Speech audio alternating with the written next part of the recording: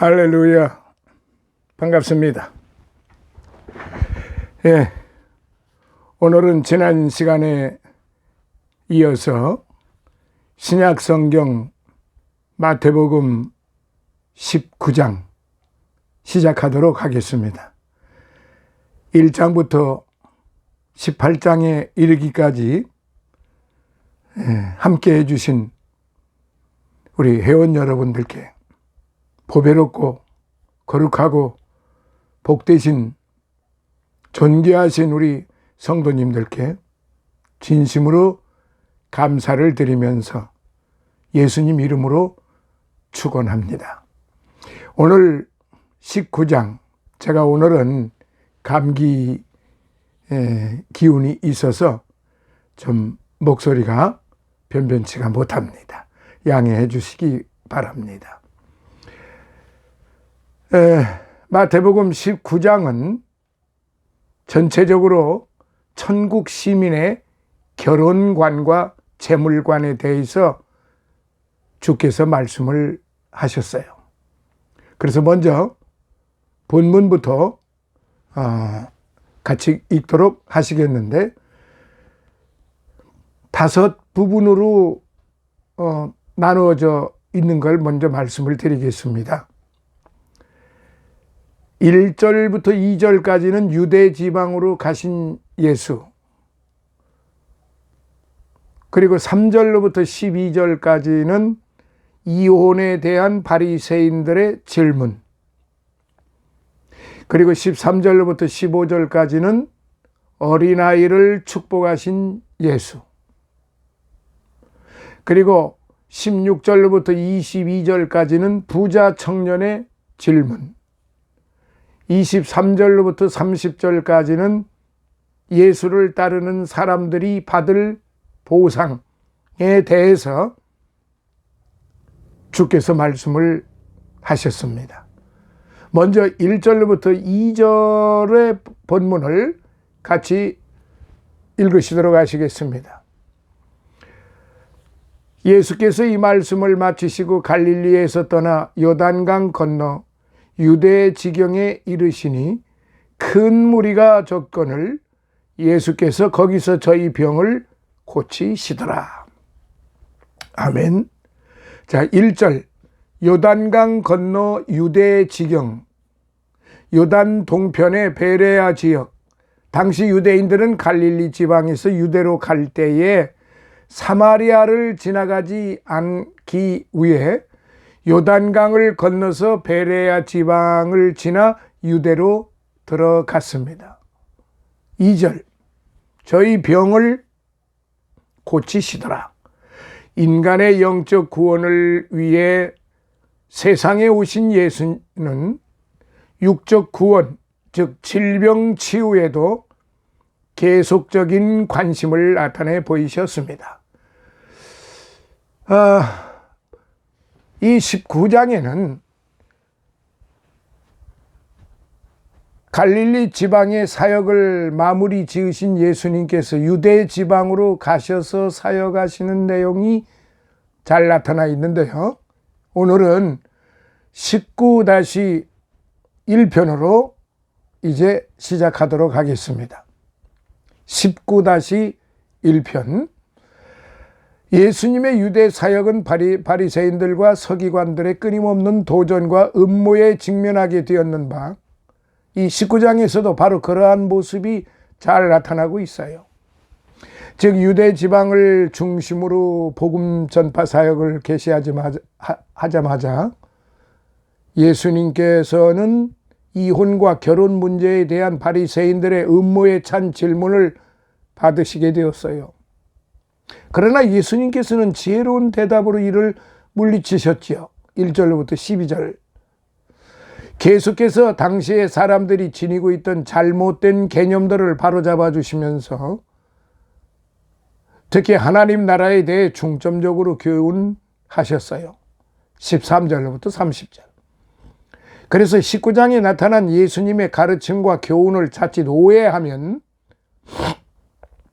모세의 율법을 모조리 무시하는 것이 옳은 듯 생각할 수 있으나 사실은 전혀 그렇지 않아요. 예수님께서 강조하신 것은 율법의 문자적 해석이 아니라 율법의 근본 정신을 살려 바로 그것을 지켜 행하는 것이었습니다. 자, 그래서 1절, 2절은 예수 공생의 대부분을 보내셨던 갈릴리에서의 3차에 걸친 사역이 종결되고요. 마침내 맞게 될 예루살렘에서의 고난의 시간들에 앞서서 유대와 베레아를 순회하시며 최후의 시간까지 부지런히 선교하신 장면입니다. 이를 가리켜 흔히 베레아 선교 여행이라 부르고 있으며 그때가 AD 29년 2월 3월 경으로 대체적으로 보고 있습니다. 자, 첫째, 예수를 끝까지 좇는 무리들에 대해서 예수님께서는 갈릴리에서 말씀을 전파하신 후에 이제 그곳을 떠나 유대 지방으로 가시게 되었어요. 그리고 이때 큰 무리가 예수를 부지런히 좇은 것을 보게 됩니다. 여기서 우리는 그리스도께서 떠나실 때에는 그분을 따라가는 것이 최선임을 알아야 합니다. 사실 하나님의 백성들은 어쩌면 자기 십자가를 지고 앞서가시는 예수를 끝까지 좇는 무리라고 할 수 있어요.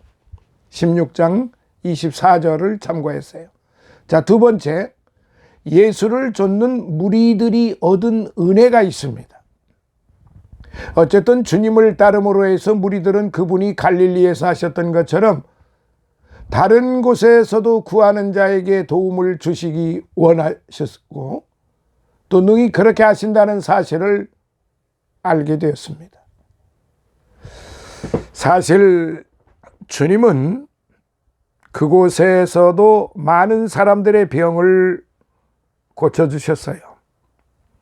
이루 보건대 의로운 해가 떠오르는 곳이면은 그 어디서나 그 날개 속에서 치료하는 광선이 일어나는 것을 확신하게 됩니다.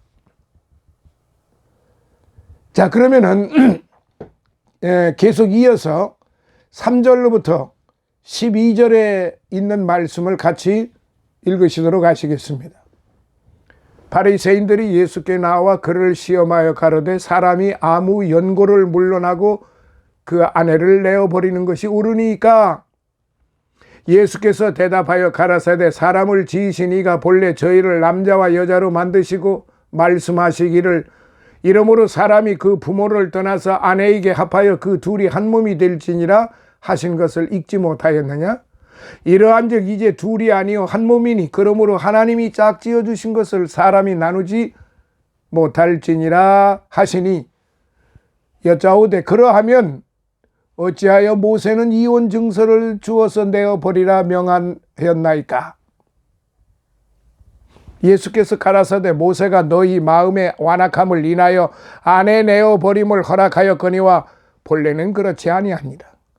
내가 너희에게 말하노니 누구든지 음행한 연고 외에 아내를 내어버리고 다른 데 장가드는 자는 간음함이니라.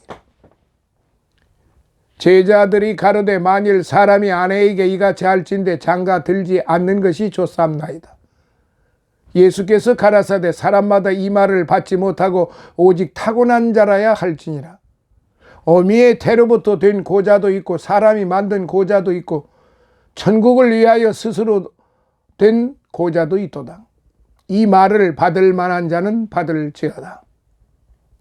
자, 절수를 살펴보도록 하겠습니다. 3절 바리새인들이 시험하여 가로되 여기 바리새인 중 샴마이 학파는 간음한 이유 외에 이혼을 그만 보습하였고 힐렐 학파는 보편적으로 이혼을 허용한 자유파였습니다. 따라서 바리새인들은 이러한 질문으로서 예수를 자신들의 논쟁에 말려들도록 하여 곤경에 받으려 했던 것이죠. 4절 사람을 지으신 이가 본래 예수는 이혼의 문제를 결혼을 제정하신 하나님의 뜻에 따라 해석하십니다. 남자와 여자로 만드시고 하나님께서는 한 남자를 위해 하나의 여자를 만들어 주셨어요. 그리고 이 두 남녀 아담과 하와는 결혼을 통해 한 몸이 되었지요. 따라서 예수님께서 이혼 문제를 제기한 바리새인들에게 이런 본래적인 결혼 원리로서 대답을 이끌어내신 이면에는 이미 결혼을 절대 언급한다는 의미가 내포되어 있었습니다. 왜냐하면 부부는 이미 하나의 몸으로서 결코 나누어질 수 없는 하나의 공동체요 생명체였기 때문입니다. 창세기 2장 24절 5절 사람이 그 부모를 떠나서 한 몸이 될지니라. 창세기 2장 24절을 인용하셨는데요. 결혼은 하나님께서 인간을 창조하실 때 주신 축복입니다. 따라서 사람이 자기 정욕에 따라 방종하는 것은 죄가 됩니다. 합하여, 여기 합하여라는 콜레데세타이,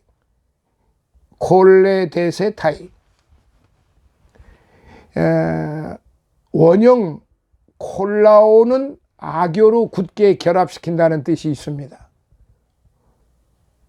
따라서 본절에 그 아내에게 합하여란 말은 부부로 맺어진 남녀는 결코 분리될 수 없는 한 인격체임을 의미합니다.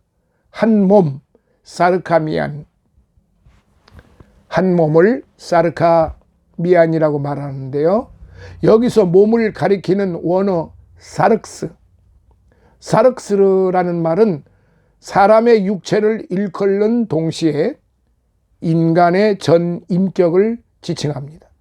따라서 한 몸이란 단순한 육체적 결합뿐 아니라 정신과 육체의 결합을 통한 전 인격적 합일체를 말합니다. 6절 하나님이 짝지어 주신 것 짝지어 주다.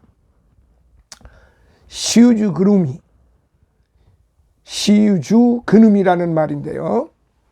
같이 멍에 메운다는 뜻으로 공동 운명임을 나타냅니다. 특히 여기에서는 부정 과거형으로 사용되어서 결혼이 이미 결합되어 버린 과거 사실로 다시 나뉠 수 없음을 강조합니다. 7절 모세는 명하였나이까? 라고 묻습니다. 모세는 명하였나이까? 바리새인들에게 있어 그 모든 권위는 모세의 율법에서 시작이 됩니다. 이번에도 그들은 모세의 권위를 내세워 예수님을 시험하였습니다. 8절에 완악함을 인하여 허락하였거니와 이는 모세의 의도가 이혼을 장려하는 데에 있는 것이 아니라 죄 없는 여인들이 쉽사리 버림받는 것을 금하고자 법적 제약을 가하는 데 있었음을 밝혀주고 있습니다. 9절 음행한 연고 외에 간음함이니라. 그러니까 음행한 연고 외에 아내를 버리면 간음한다. 이제 그 말씀인데요. 표면적으로 율법을 범하지 말라는 말씀이에요. 그러나 내적으로는 부부간의 성실성이 없는 성관계가 죄악이 된다는 말씀입니다. 10절 아내에게 이같이 할진대. 당시 유대 사회에서 아내는 남편의 종속물로 취급이 되었어요. 예수님의 말씀은 9절 남편의 권위를 약화시키는 것처럼 보였어요. 그렇게 제자들은 결혼해서 아내에게 구속되느니 차라리 하지 않는 편이 낫겠다고 여겼던 것입니다. 12절 어미의 태로부터 된 고작 선천적 성적 불구자를 말하는데요. 한편 여기 고자로 번역된 헬라어 유누코스는 왕비의 침실을 지키는 자란 뜻으로 고대 동양에서 침실 관리자를 거세했던 전통에서 유래되었습니다. 그러니까 오늘 우리 문화대로 말하면 내시지요. 천국을 위하여 스스로 된 고장, 즉 모든 열정과 욕망을 오직 천국 사업에 쏟겠다고 다짐하고 결혼이라는 축복을 포기하고 독신 생활을 해나가는 사람을 말합니다. 한편 바울은 결혼의 무용론을 주장하거나 그 순수성을 저해하기 위해서가 아니라 결혼이 지닌 본래적인 의미와 순수성을 좀 더 명확히 드러내기 위해서 독신을 주장하였다고 대체적으로 학자들은 그렇게 해석을 하고 있습니다. 고린도전서 7장 7절로부터 8절, 32절로부터 35절. 자, 이 부분에 대해서 이제 한번 구체적으로 좀 살펴보도록 하겠습니다. 그러니까 3절로부터 12절까지의 그 내용을 지금 절수를 말씀을 드렸는데요. 당시 유대 종교 지도자들 중 한 부류인 바리새인들은 예수님을 올무에 빠뜨리기 위해 많은 시비와 논쟁을 일삼았어요. 즉 그들은 여러 가지 율법적인 문제와 신학적인 문제들을 논쟁거리로 삼아 예수를 정치적 곤경에 빠뜨리려고 애썼어요. 그래서 본문은 그 중에 한 사건으로 당시 유대 사회 내에서 매우 미묘한 문제로 취급되던 이혼 문제에 관한 바리새인들과 예수의 논쟁 장면입니다. 여기서 예수님은 결혼이 지닌 원래적인 목적을 제시하셨어요. 창세기 2장 24절을 인용하시면서요. 이혼의 불법성을 강조하셨습니다. 그래서 이 부분에 대해서 좀 더 안으로 좀 깊이 들어가 보면은, 첫째, 이혼 문제에 대한 그리스도의 답변. 바리새인들은 예수로부터 모세의 율법에 반대되는 것처럼 보이는 그런 진술을 이끌어내기 위해 이혼에 대하여 주님께 그 정당성을 묻고 있습니다. 사실 당시 이혼에 관한 문제는 다양하고 복잡했던 터였습니다. 그러나 이혼의 문제가 이렇게까지 혼란스럽게 된 것은 하나님이 주신 율법 때문이 아니라 사람들의 정욕과 그 어리석음 때문이었습니다. 어쨌든 바리새인들은 예수님을 만나기 전에 미리 예수님을 함정에 빠뜨릴 묘안을 속으로 생각해 놓고 있던 상태였지요. 따라서 그들은 예수께 질문을 하면서도 배우려고 하는 것이 아니라 오히려 그를 시험하고자 했던 것이지요. 그러자 예수께서는 그들에게 하나님께서 남자와 여자를 각각 따로 창조하셨으며 이들을 짝지어 주신 첫 번째 결혼의 예를 성경에서 읽어보지 못하였느냐라고 물으심으로써 이혼에 대한 합당한 견해를 피력하셨는데, 창세기 1장 27절, 2장 18절, 고린도전서 7장 10절을 한번 보세요. 즉 예수께서는 인간의 창조에 대해 어떻게, 누가, 무엇으로, 왜 창조하셨는가를 생각해 보아야 할 것을 권면하셨어요. 진정 하나님은 저희를 남자와 여자로 만드셨어요. 즉 한 남자를 위해 한 여자를 만드신 겁니다. 결국 예수께서는 이 같은 사실을 언급하심으로써 모든 이혼이 본래부터 잘못된 것임을 가르쳐주고 있지 않느냐라고 대답하셨던 것입니다. 그러나 성경적 근거에 입각한 예수님의 명백한 대답에도 불구하고 바리새인들은 이혼 정서를 써주고 내어버리라고 한 모세를 예로 들면서 계속해서 예수께 질문을 하였던 것이죠.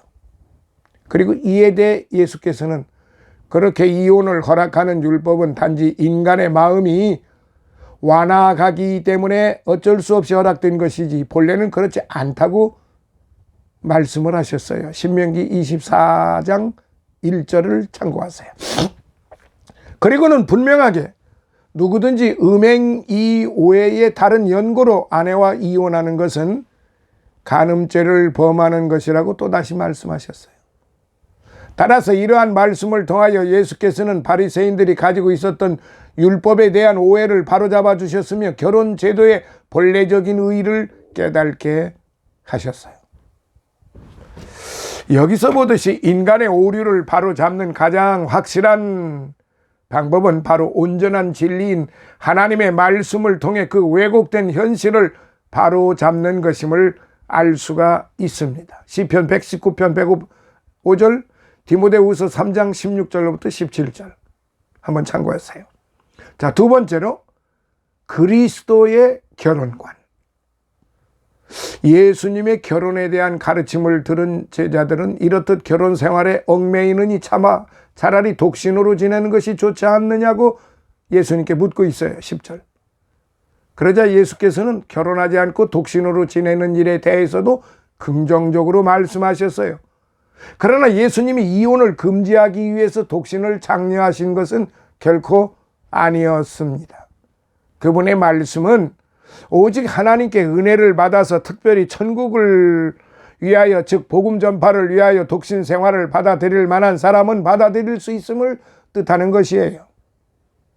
그러므로 이러한 독신 생활은 천국을 위하여 수고하는 사람들에게는 가장 좋은 것으로서 우리가 선택할 만한 것이라 할 수 있습니다. 왜냐하면 결혼하여 마음과 생활이 분주하게 되어서 하늘나라를 위하여 일하고 준비하는데 방해받는 것을 원치 않는 사람들의 영혼에는 그것이 가장 적합한 조건이기 때문입니다. 그러나 이 또한 타고난 자라야 할 것이다 이 말이에요. 다시 말하면 그의 그 탄생 과정에서 그렇게 타고난 자라야만 할 수 있다 그 말씀이에요. 그런데 복음이 진정으로 받아들여졌을 때 그 복음은 사람들로 하여금 친절한 인간관계와 평화를 추구하는 인격을 갖도록 만듭니다. 왜냐하면 복음은 사람들에게 주위에 다른 사람들이 지닌 약점을 감당해주고 그들의 짐을 서로 나누어 질 것을 가르치고 있을 뿐만 아니라 다른 사람의 평안과 행복을 자기 것보다 먼저 생각하고 더 중요한 것으로 여겨야 한다는 것을 말하고 있기 때문입니다. 더군다나 하나님을 두려워하지 않는 사람들까지도 사회 평화를 깨트리는 일은 하지 말아야 한다는 것과 법을 지켜야 한다는 것은 당연하게 생각을 합니다. 그렇다면 이러한 복음을 영접하여 하나님 앞에서 살아가는 우리는 모든 사회생활에서뿐 아니라 특별히 본문에 언급된 바 결혼 생활에서조차도 화평과 덕을 세우기 위하여 아주 진지하게 노력하고 열심으로 기도하면서 결혼 생활에 임해야 할 것이다. 그렇게 주님께서는 제자들에게 그렇게 가르쳐 주셨습니다. 그러므로 결론은 하나님께서 짝지어 주신 것을 사람이 결코 갈라놓을 수가 없다. 사람이 파괴할 수가 없다. 하나님의 법이다. 성경을 근거로 하시면서 말씀을 하신 것이고 독신으로 살려고 하는 사람은 독신으로 살아라. 그런데 아무나 그렇게 하는 것이 아니라 타고난 사람이 있다. 아무튼 결혼이 지닌 본래적인 의미와 순수성을 우리 주께서는 좀 더 명확하게 드러내기 위해서 말씀을 하신 것이다. 이렇게 보면 되겠습니다. 감사합니다. 오늘은 19-1편 여기서 마무리하고 다음 시간에 19-2편으로 13절로부터 15절까지 계속 진행하도록 하겠습니다. 제가 갑자기 코감기가 좀 심하게 와서 오늘 매우 좀 힘드는군요. 소리가 불분명하고 소리가 막 깨지는 소리가 나서 약한 소리가 나서 저도 굉장히 불편합니다만은 멈출 수가 없었기 때문에 할 수 있다고 생각하여 오늘 이 시간을 진행을 했습니다. 감사합니다. 다음 시간 19-2편에서 다시 뵙겠습니다. 할렐루야.